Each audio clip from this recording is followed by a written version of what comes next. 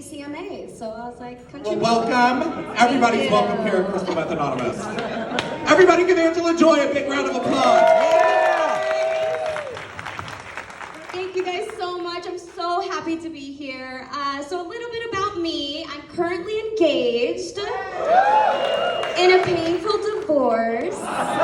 You can still cheer for that. Thank you. People always say, "Oh, I'm so sorry," and I'm like, "Why? It's the happiest I've ever been." But we've actually been in the divorce process longer than our marriage, so part of me is like, maybe we can commit. But what's weird also is when people ask you what happened, they think it's gonna be some simple answer, like one of us cheated, When in reality, it's more like, well, he was my first boyfriend who I lost my virginity to, and he was from Canada, so he was gonna get deported, so we had to rush into the marriage. And then one weekend in Vegas, we're on Molly, and he told me he wasn't attracted to me anymore because I had gained weight. So then I started texting my ex-boyfriend to have an affair on our anniversary, but then I didn't disconnect my iPhone from my laptop, so he saw all the messages. So basically, you could say that I cheated. I guess it is a simple answer. So I've been sober for 2.5 years now.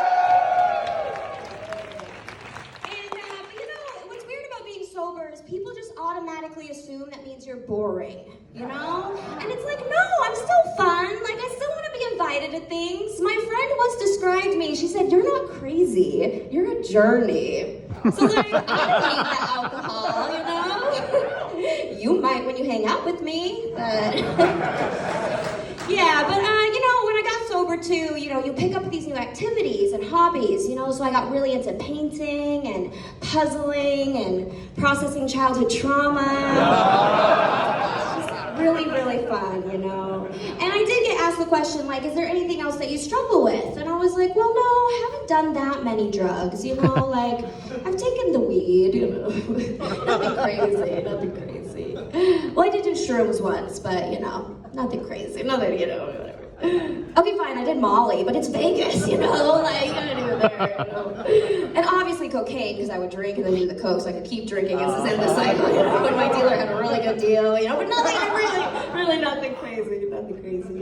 Okay, fine, I would steal my mom's Percocet in high school. Guys, Avatar on Percocet is a whole other journey.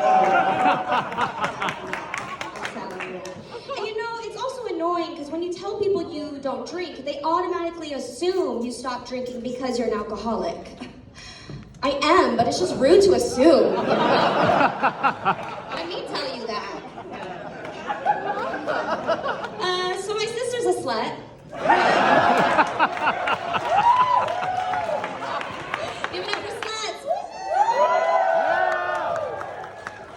But it's really hard, it's really hard to keep track. And we have to come up with these code names, like exclamation point guy, Van Nuys guy, gay guy.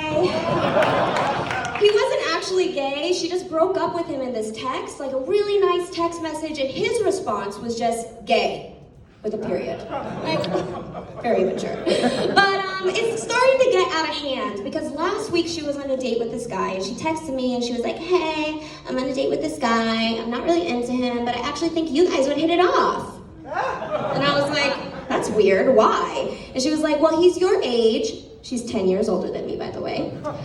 "He's your age, you guys have the same interests. Like, I actually think you guys would get along." And I was like, okay, like, this might be good. She can basically interview him for me, suss him out, notice any red flags that I might like, and, But then she goes, "I'm probably still gonna sleep with him though, but I'll let you know how that goes."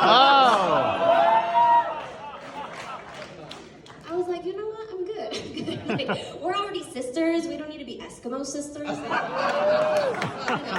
that borderline incest? Like the penis and the related vaginas? I was homeschooled, you guys, so I'm a little bit behind when it comes to sexual stuff. Like, I didn't know that the penis went into the vagina until I was 14, and I didn't learn that the balls didn't go in too until after my divorce.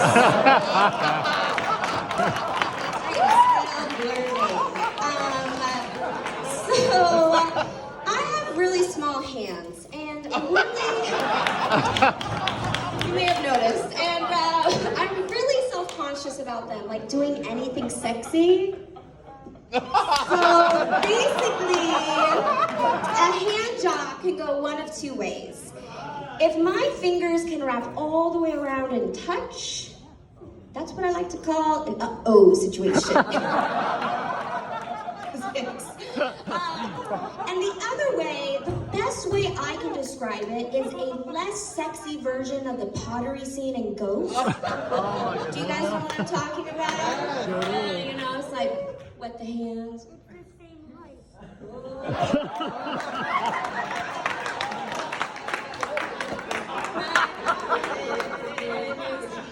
Gonna come or